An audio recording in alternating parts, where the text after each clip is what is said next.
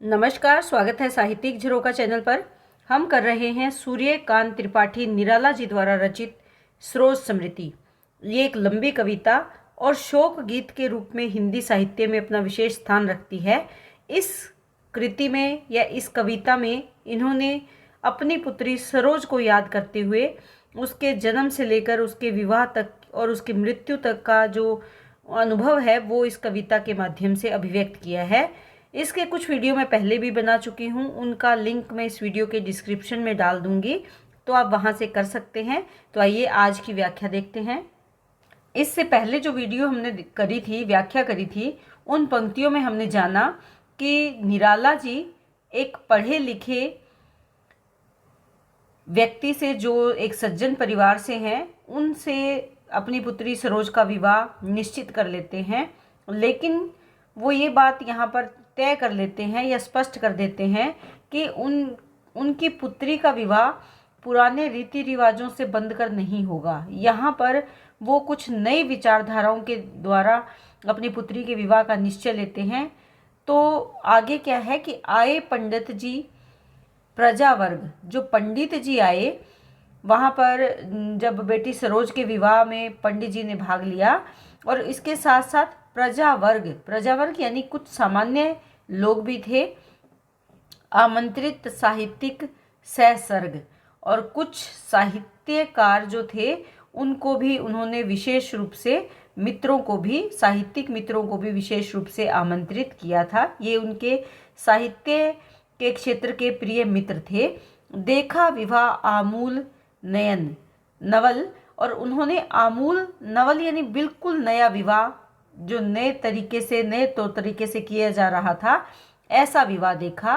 तुझ पर शुभ पड़ा कलश का जल, जो वहाँ पवित्र कलश का जल था उसके छींटे तुम पर पड़े। देखती मुझे तू हंसी मंद, और तुम मुझे मंद हंसी से, यानी सरोज मंद मंद हंसी से किसको देखती है? अपने पिता को।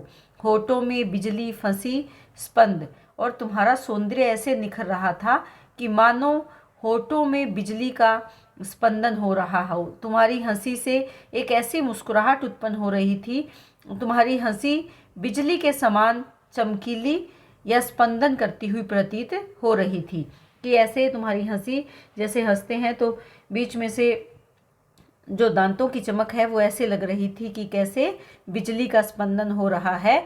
उर्मे भर झूली छवि सुंदर, और उसके हृदय में किसकी छवि? अपने पति की सुंदर छवि झूल रही थी, अर्थात दाम्पत्य भाव मुखरित हो रहा था।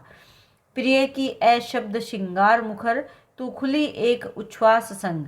कवि को लगा कि उनकी बेटी ने, यहाँ पर क्या है? प्रिय अशब्द श्रृंगार मुखर, कौन सा श्रृंगार मुखरित हो रहा था? प्रिय के लिए, यानी अपने दाम्पत्य भाव का श्रृंगार जैसे उसके चेहरे पर झलक रहा था। तो खुली एक उच्छ्वास संग, ऐसे लगता था कि एक लंबी उच्छ्वास यानी लंबी सांस के साथ तुम कली से फूल में परिवर्तित हो गई हो या खिल गई हो। खुली यानी खिल जाना, कली का खिल जाना एक लंबी सांस के साथ। विश्वास स्तब्ध बंद अंग अंग, और उसके शरीर के अंग अंग में विश्वास और आशा किस बात की?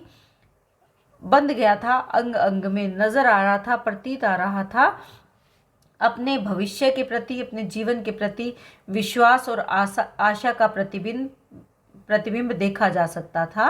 नत नयनों से आलोक उतर, नत यानी झुके हुए, नयनों से आंखों से, आलोक यानी प्रकाश उतर रहा था। कहाँ? क्योंकि नेत्र झुके हुए थे, तो कांपा अधरों पर थर थर थर, और वो जो प्रकाश है वो अधर यानी होठों पर गिर रहा था, और होठ कैसे कांप रहे थे? थर थर, यानी वो प्रकाश कांपता हुआ प्रतीत हो रहा था। तो यहाँ कहने का भाव क्या है कि विवाह काल में सरोज अपने भावी दाम्पत्य जीवन के बारे में सोचकर अत्यधिक प्रसन्नता की अभिव्यक्ति उसके चेहरे पर हो रही थी। तो यहाँ पर वधू के भाव किस प्रकार के होते हैं उसका सुंदर चित्र यहाँ किया गया है। इसके साथ साथ अगर देखें तो पुनरुक्ति प्रकाश अलंकार भी है, अनुप्रास अलंकार का प्रयोग भी यहाँ पर सुंदर तरीके से किया गया है। माधुर्य गुण और श्रृंगार रस है। छंद की दृष्टि से देखें तो मुक्त छंद है। तो यहाँ पर जो पुरानी परंपराएं हैं उन पर कटाक्ष और व्यंग्य किया गया है। किन्हीं को यहाँ अपनी पुत्री का विवाह दिखाने के लिए नहीं बुलाया, बल्कि जो संवेदना से उनके साथ जुड़े थे उन्हीं परिचित व्यक्तियों को या कुछ अन्य जो सामान्य जन थे उनको उन्होंने अपनी पुत्री की शादी में आमंत्रण दिया है। देखा मैंने वह मूर्ति धीति, मेरे वसंत की प्रथम गीति। मूर्ति धीति यानी धैर्य रूपी जो मूर्ति है, सरोज धैर्य रूपी मूर्ति उन्हें दिखाई दे रही थी।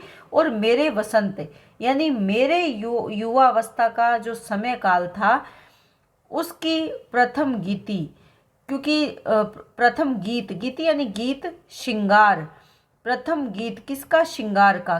किसके समय काल का? कि मेरे वसंत। उन्हें अपने स्वयं के यौवन काल के प्रथम गीत की तरह वो नजर आ रही थी। रहा जो निराकार, जो निराकार रह गया अर्थात आकारहीन हो गया, आकारहीन रह गया। रह कविता में उच्छ्वसित धार, गाया स्वर्गीय प्रिया संग। यहाँ पर उच्छ्वसित धार से तात्पर्य क्या है? कि रस की उमड़ती हुई धारा। किस में से? कविता में से। तो यहाँ कहने का भाव क्या है कि कवि कहना चाहते हैं कि मैंने उस श्रृंगार के दर्शन किए जो कैसा है? आकारहीन है, निराकार है। लेकिन ये जो भाव है वो मेरे काव्य में रस की धारा के रूप में उमड़ने लगे हैं। गाया स्वर्गीय प्रिय संग। और ये जो धारा है, रस की धारा, ये प्रेम रस की धारा है जो उन्होंने कभी अपनी प्रिया के संग अपनी स्वर्गीय पत्नी के साथ गाया था, वही संगीत है। और ये संगीत भरता प्राणों में राग रंग, और ये प्राणों में राग रंग भर रहा है अर्थात प्रेम का भाव उत्पन्न कर रहा है। रति रूप प्राप्त कर रहा वही प्रेम का भाव अब एक नए रूप में श्रृंगार यहाँ मुखरित हो रहा है। कि वो किसके रूप में? तुम्हारे रूप में। तुम्हारे रूप में मानो वही श्रृंगार दोबारा से एक नया रूप ले रहा है या मुखरित हो रहा है। और निराला को लगता है कि सरोज का जो सौंदर्य है वो अपने आप में बहुत अलग है, बहुत ही सुंदर वो दिखाई दे रही हैं जब वो दुल्हन बनी हुई है। और उसको देखकर लगता है कि आकाश बदलकर बना मही, मही यानी धरती, आकाश भी मानो बदलकर पृथ्वी बन गया है। अर्थात मानो आकाश अपने ऊपर रहने के भाव को त्याग कर पृथ्वी के साथ जुड़ गया है और दोनों दाम्पत्य भाव का निर्वाह कर रहे हैं। आकाश और मही का जैसे मिलन होता है वैसे ही सरोज और सरोज के पति का मिलन वो यहाँ पर देख पा रहे हैं। हो गया ब्याह आत्मीय सवजन। हो गया ब्याह, यहाँ पर सरोज का विवाह किससे हो गया? उस युवक साहित्यकार से हो गया। लेकिन इस विवाह में जो आत्मीय सवजन है, आत्मीय यानी सगे संबंधी जो लोग हैं, कोई भी थे नहीं, न आमंत्रण था भेजा गया। कि ना तो कोई अपने जो निजी लोग थे, रिश्तेदार थे, उनको बुलाया गया, ना उन्हें आमंत्रण दिया गया। विवाह राग भर रहा न घर, निशी दिवस जाग। विवाह राग यानी विवाह के गीतों में रात भर, निशी दिन यानी रात दिन घर भरकर जो गीत गाए जाते हैं, जो लोग या जो परंपराएं हैं हमारी जिसमें रात को दिन को जाग कर विवाह के गीत गाए जाते हैं, ऐसा कोई भी वातावरण कवि के घर में नहीं है। प्रिय मौन एक संगीत भरा, चारों ओर घर में एक संगीत भरा हुआ था। और वो कैसा? मौन संगीत। और वो नवजीवन के स्वर पर उतरा, और वो सरोज के नवजीवन को आनंद प्रदान करने के लिए उतरा था। माँ की कुल शिक्षा मैंने दी। कि माँ को अर्थात सरोज की माता को जो शिक्षा देनी चाहिए थी वो शिक्षा माँ ना होने के कारण कुल की शिक्षा सरोज को मैंने ही दी। पुष्प सेज तेरी स्वयं रची। और तुम्हारी जो फूलों की सेज है वो मैंने स्वयं तैयार की। सोचा मन में वह शाकुंतला, पर पाठ अन्य यह अन्य कला। ये कहने का भाव यहाँ पर क्या है कि उन्हें लगा कि वही शाकुंतला है। कौन सी? जिसे कण्व ऋषि ने पाल पोस कर बड़ा किया था और उसका विवाह किया था। लेकिन ये अन्य पाठ और अन्य कला है। लेकिन सरोज का जीवन शाकुंतला से बिल्कुल अलग है। शाकुंतला की जो शिक्षा है शकुंतला की वो अलग प्रकार की थी और सरोज की अलग प्रकार की। कुछ दिन रह ग्रह तू फिर सहमोद, आनंद के साथ। कि घर में कुछ दिन के लिए तुम रही और फिर आनंद के साथ बैठी नानी की सने गोद, और तुम नानी की प्यार भरी गोद में चली गई। मामा मामी का प्यार रहा, मामा मामी का स्नेह तुम पर हमेशा बना रहा। भर जलद धरा को ज्यों अपार। कैसे? जैसे अपार जल की धारा बादल से हमेशा बहती रहती है, कुछ उसी प्रकार से मामा मामी का जो प्रेम है वो भी बादल से बरसने वाले जल के रूप में तुम्हें भिगोता रहा या तुम पर बरसता रहा। वे ही सुख दुख में रहे न्यस्त, न्यस्त यानी रक्षक। जीवन के सुख दुख में उन्होंने ही तुम्हारी रक्षा की। तेरे हित सदा समस्त व्यस्त, और तेरे हित में वो तुम्हारे लालन पालन में हमेशा व्यस्त रहे, लगे रहे। वह लता वहीं की जहाँ कली, कली यानी सरोज, लता यानी सरोज की माता, कि वो लता उसी परिवार से उत्पन्न थी। किसमें? सरोज के ननिहाल पक्ष से। तो वहाँ पर तुम्हारी माता का जीवन वहीं बीता था, वो वहीं उसने जन्म लिया और वहीं बड़ी हुई, और तुम भी वहाँ कली के रूप में खिली रही। तू खिली स्नेह से हिली पली, अंत भी उसी गोद में शरण ली। कि तू जहाँ पर तुमने नया रूप लिया, यौवन लिया, जहाँ तुम्हारी परवरिश हुई, पली, और वहीं पर भी जहाँ तुमने स्नेह से इतना समय व्यतीत किया, उसी गोद में तुमने शरण ली। मूंदे दृगवर महामरण, और वहीं पर ही तुमने महामृत्यु का वरण किया, अपनी आंखें बंद कर ली। यहाँ पर कहने का भाव क्या है कि सरोज का देहांत भी कहाँ पर हुआ? उसके ननिहाल में ही हुआ है। तो यहाँ कवि ने स्पष्ट किया है कि सरोज का लालन पालन भी ननिहाल में हुआ। मामा मामी उससे बहुत प्यार करते थे, और सरोज का जो अंतिम समय था, अंतिम घड़ी थी, वो भी ननिहाल में ही बीती। तो यहाँ पर भर जलद धरा को जो अपार जो पंक्तियाँ आई है, यहाँ अगर हम देखें तो कौन सा है? उत्प्रेक्षा। जो शब्द आ रहा है तो कौन सा होगा? उत्प्रेक्षा अलंकार यहाँ पर बन रहा है। कवि ने सहज साहित्यिक हिंदी भाषा का प्रयोग किया है। प्रसाद गुण और मुक्त छंद है। मुझ भाग्यहीन की तू संबल, संबल यानी सहारा, भाग्य से रहित, कि मैं तो कर्महीन हूँ, भाग्यहीन हूँ, और मुझ भाग्यहीन की तू ही एकमात्र सहारा थी। युग वर्ष बाद जब हुई विकल, विकल विकल यानी व्याकुल, युग यानी 2 सालों के बाद आज मैं फिर से अत्यधिक व्याकुल हो गया हूँ। दुख ही जीवन की कथा रही, क्या कहूँ आज जो नहीं कही। बहुत ही प्रसिद्ध पंक्तियां हैं कि मेरे जीवन की कहानी तो मात्र दुख से भरी हुई है, अर्थात सारा जीवन दुखों से भरा हुआ है। क्या कहूँ आज जो नहीं कही। आज मैं क्या कहूँ? जो बात मैंने आज तक नहीं कही, वह आज मैं यहाँ पर स्पष्ट कर रहा हूँ। हो इसी कर्म पर वज्रपात, यदि धर्म रहे नत सदा मात। यहाँ पर कि मेरे जीवन के सभी जो कर्म हैं उन पर क्या हो? वज्रपात, अर्थात बिजली टूटकर गिर पड़े तो भी मैं, यदि धर्म रहे नत सदा मात, तो भी मैं नतमस्तक होकर ये स्वीकार करता हूँ। कब? जब तक मेरा धर्म रहेगा, मैं तुम्हें याद रखूँगा।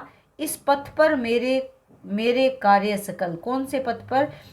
जीवन मार्ग के पथ पर भले ही मेरे कार्य सकल, मेरे सारे सद कार्य हो भ्रष्ट शीत के से शतदल, कि मैंने आज तक जो भी काम किया है, चाहे कोई ख्याति प्राप्त की है, प्रसिद्धि प्राप्त की है, या अच्छे कर्म मैंने किए हैं, वो भ्रष्ट हो जाएं, नष्ट हो जाएं। शीत के से शतदल, शतदल यानी कमल, कौन से? जो शीत ऋतु में, सर्दियों की ऋतु में खिलते हैं और वो नष्ट हो जाते हैं। उसी प्रकार ही कन्यगत कार्यों कर्मों का अर्पण, की हे सरोज, मैं अपने जीवन के कर्मों का, गत यानी बीत चुके हैं, उन कर्मों को अर्पण करता हूँ। करता मैं तेरा तर्पण। और मैं इसी बात को ध्यान में रखते हुए कि मैंने अब तक जो भी अच्छे काम किए हैं, जो भी यश प्राप्त मैंने किया है, उन कार्यों का, उस प्रसिद्धि का मुझे कोई लाभ ना हो, मुझे किसी प्रकार का दुख नहीं होगा। लेकिन हे बेटी सरोज, मैं अपने कन्या यानी पुत्री को याद कर रहे हैं। हे बेटी सरोज, मैं अपने जीवन के अतीत काल के सभी अच्छे कर्मों का फल तुझे सौंपता हूँ, गत कर्मों का अर्पण करता हूँ, तुम्हें अर्पण करता हूँ, और मैं तुम्हारा तर्पण करता हूँ, अर्थात श्राद्ध के रूप में मैं तुम्हें जलांजलि देता हूँ। तर्पण का तात्पर्य क्या है? जो श्राद्ध कर्म किए जाते हैं तर्पण के द्वारा। तो यहाँ पर कवि ने अपनी वेदना, अपनी पीड़ा, अपने जीवन की करुणा की अभिव्यक्ति की है।